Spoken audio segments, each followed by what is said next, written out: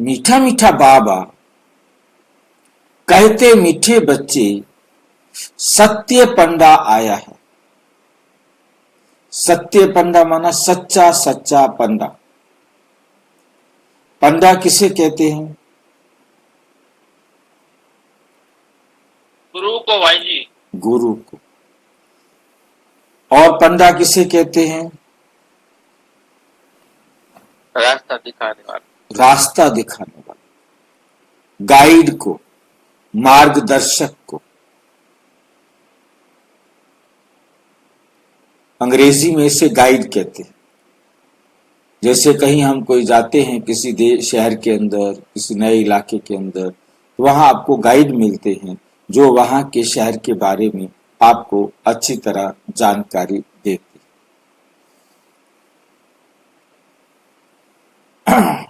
तो इसी प्रकार हरिद्वार में जाएंगे या जहां भी जाएंगे वहां ये पंडे खड़े होते हैं। वो पंडे हैं, गाइड करते हैं कैसे आपका कोई मर गया है उसका कैसे आपने दान करना है, कैसे आपने क्रियाक्रम करना है, उनके बारे में वो आपको गाइड करते हैं।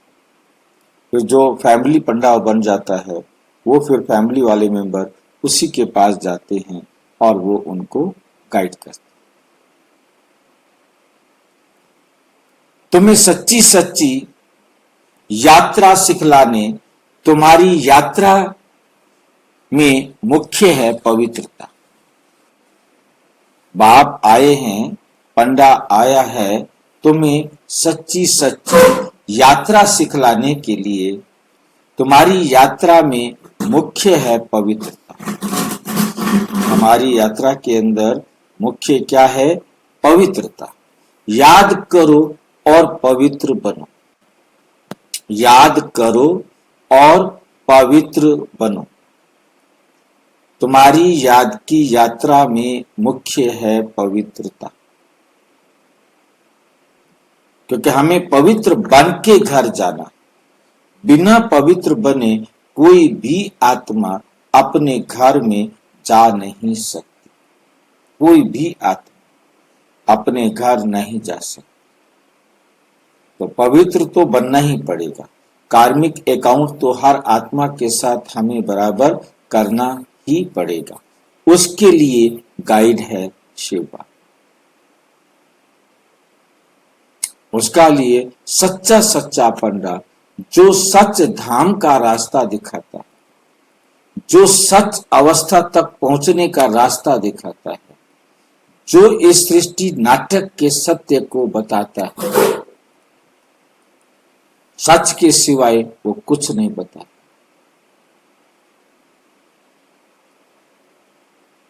सच बताने की युक्तियां उसकी बड़ी वंडरफुल हैं। भल वो एकदम सारा सच नहीं बताता, थोड़ा झूठ का साथ लेते लेते सच तक पहुंचाता।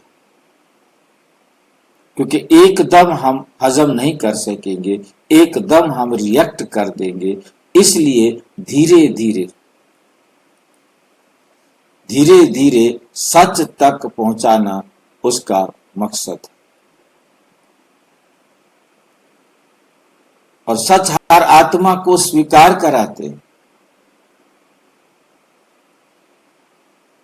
तभी वो सचखंड कहो, शांति धाम कहो, ब्रह्मलोक कहो, परम धाम कहो, परम अवस्था कहो, सब आत्माओं को वहां ले जाते। अब ले जाने की विधि बड़ी वंडरफुल है। गाइड बन के ले जाते।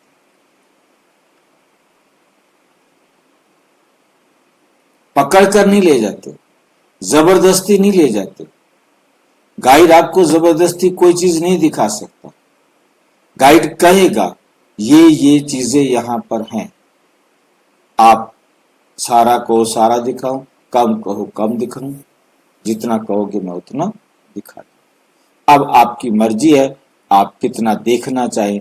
ना तो आप गाइड को फोर्स कर सकते हो, ना गाइड आपको फोर्स कर सकता। ठीक इसी प्रकार परमात्मा भी हम आत्माओं को रास्ता दिखाते हैं, फोर्स नहीं करते। प्यार की फोर्स करते हैं, मेरी दाढ़ी की लाज रखना। डराते भी हैं कि यदि नहीं सुधरोगे तो वहां तुम्हें झाड़ू लगाना पड़ेगा। युक्तियां सारी अपनाते हैं, परंतु किसी भी प्रकार से किसी भी आत्मा को जबरदस्ती नहीं करते और किसी भी आत्मा को छूट नहीं देते। जबरदस्ती भी नहीं करते तो छूट भी नहीं देते। फैसला भी सत्य के आधार पर होता है, झूठ के आधार पर फैसला नहीं हो सकता।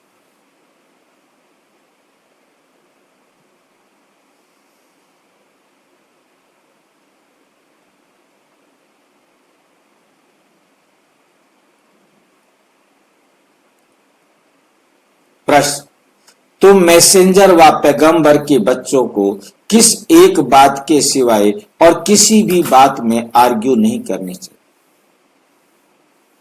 तुम मैसेंजर हो व पैगंबर हो। वो पैगंबर नहीं थे जिन्होंने कुरान लिखी, वो मैसेंजर नहीं थे जिन्होंने बाइबल लिखी, या दुनिया भर के जितने भी धर्म ग्रंथ लिखने वाले अपने आप को भगवान का संदेश देने वाला समझते हैं, वो कोई भी संदेश देने वाला नहीं है। क्यों? क्यों नहीं है?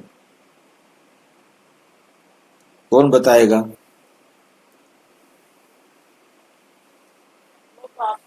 बाप को याद करेंगे तो बड़ा यही है काम। और भाई जी, स्वयं का परिचय स्वयं ही दे सकता है और उसका समय भी नहीं आया। बाप को नहीं जानते, बाप को नहीं जानते। बाप का परिचय सिवाय बाप के और कोई नहीं दे सकता। बाप ही तो सत्य पैगाम देगा। बाप को जानेगा तभी तो बाप से मैसेज खुद प्राप्त करेगा, तब तो किसी और को जाके देगा। जो बाप से मिला नहीं, बाप को जानता नहीं, बाप की पहचान नहीं, बाप का मैसेज उसके पास नहीं, तो किसका मैसेंजर है? वो अपना मैसेंजर है।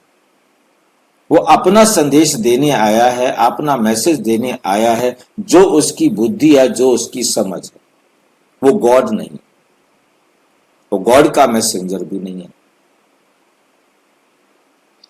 गॉड के तुम मैसेंजर हो, क्योंकि तुमने बाप को पहचाना है। बाप ने क्या पैगाम दिया है वो तुम जानते हो, तो आप वो पैगाम हर आत्मा तक पहुंचा सकते हो।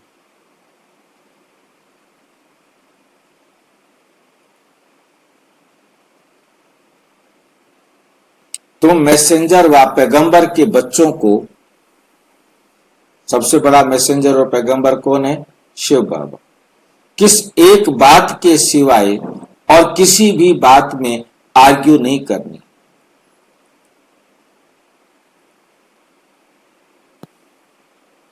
कौन सी ऐसी बात है, उस बात को छोड़कर किसी और बात पर बहस नहीं कर। कौन सी बात पर बहस कर सकते हैं?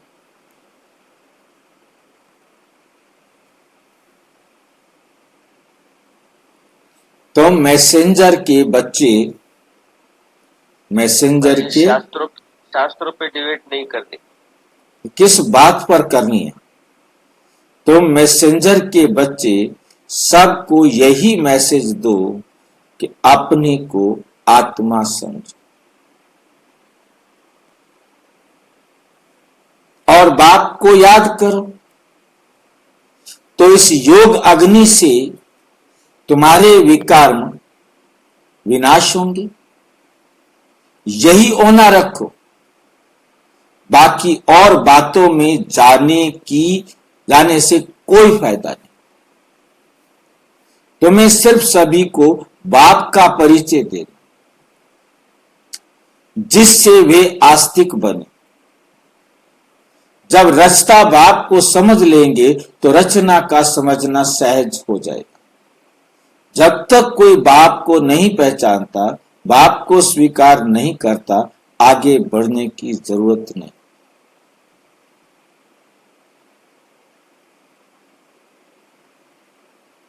जो बाप को पहचान लेता है, बाप को समझ लेता है, वो आगे बढ़ सकता।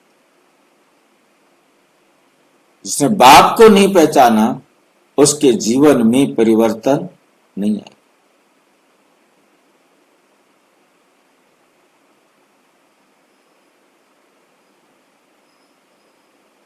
इस पर कितनी भी चर्चा करनी पड़े, आप चर्चा करो। परमात्मा को समझाना कि तुम आत्मा के पिता, आत्मा को तुमने अडॉप्ट, आत्मा अपने शरीर को अडॉप्ट करती।